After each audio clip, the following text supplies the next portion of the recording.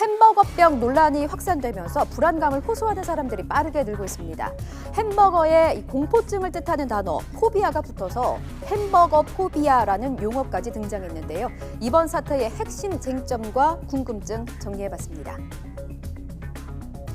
4살배기 여자아이가 의료기기를 주렁주렁 달고 누워있는 안타까운 사진입니다. 신장의 90%가 망가져서 장애 판정을 받았고요. 평생 투석을 하며 살아야 할지도 모릅니다. 아이의 부모는 지난 5일 맥도날드 한국지사를 검찰에 고소했습니다. 아이가 덜 익은 햄버거 고기, 즉 패티를 먹고 일명 햄버거병 진단을 받았다는 겁니다. 햄버거병의 공식 명칭은 용혈성 요독 증후군입니다. 대장균에 오염된 고기나 우유 등을 먹었을 때 대장균이 장을 통해 혈액으로 들어가서 신장에 전달이 되고 급성 신장 손상을 일으킵니다. 결국 몸에 독소가 쌓여서 문제가 발생하는 것이죠. 설사나 구토, 혈변 등을 볼 수 있고요. 뇌에 손상을 주면 경련이나 혼수를 일으키기도 합니다. 면역력이 약한 분들이나 어린아이들이 취약하다고 하네요. 초기에는 대개 설사로 시작을 하는데 일반 그 식중독하고 비슷한데 시간이 지나서 아주 극히 일부, 특히 어린이라든가 영유아 이런 경우에는 이게 이제 심해지면은 그 신장을 망가뜨리는 용혈성 대장 증후군까지 올 수가 있는데요. 일반적으로 그 병원성 대장균 515균에 감염이 되면 한 2 내지 7% 정도가 용혈성 요독증으로 갈 수가 있습니다. 근데 이제 특히 이제 10세 미만의 어린이의 경우는 그 비율이 굉장히 높아져서 한 10% 정도까지 올라갈 수가 있습니다. 맥도날드 한국지사 측은 드물지만 패티가 덜 익었을 가능성이 있다는 점은 인정합니다.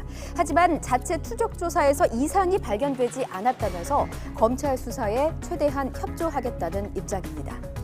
검찰은 이례적으로 발빠르게 움직이고 있습니다. 고소 하루 만에 이 사건을 가습기 살균제 사건을 수사했던 형사 2부에 배당했는데요. 하지만 빨리 해결될 것 같지는 않습니다. 감염 경로를 추적하고 원인을 규명하는 게 쉽지 않기 때문입니다. 당시 먹었던 패티에서 균이 검출됐다는 것을 입증해야 하는데 이미 지난해 9월의 일이어서 증거 확보에 어려움이 예상되고요. 어떤 음식 때문에, 즉 햄버거 때문인지 아니면 다른 오염된 음식이 원인인지에 대한 입증도 필요한 상황입니다. 맥도날드 측은 당일에 햄버거 300개를 팔았지만 피해 신고가 없었고 시청 점검에서도 문제가 없었다고 밝히고 있는데요. 하지만 피해자 측에서는 이 햄버거병에 대한 진단 소견과 내부 자료 및 제보를 확보하고 있다며 매장 CCTV에 대한 증거 보전 신청을 제기한 상태입니다.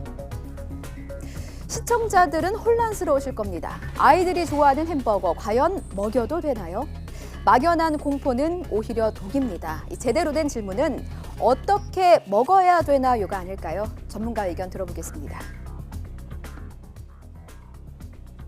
그라운드 비프, 햄버거 패티 이런 식으로 갈거나 이렇게 표면적을 많이 넓혀놓은 그런 고기들은 분쇄육이라고 흔히 얘기하는 것들 그런 것들은 조금 우리가 더 조리에 더 신경 써야 된다. 그러니까 사실 식중독균은 열에는 굉장히 약하거든요. 그러니까 열을 뭐 이렇게 덜 익은 고기가 말고 완전히 익힌 고기를 드시는 게 아주 중요하다 이렇게 생각이 듭니다.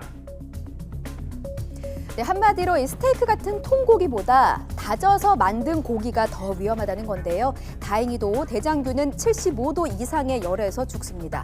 스테이크라면 겉만 잘 익혀도 되고요. 고기를 다진 패티는 반드시 속까지 충분히 다 익혀서 드시기 바랍니다.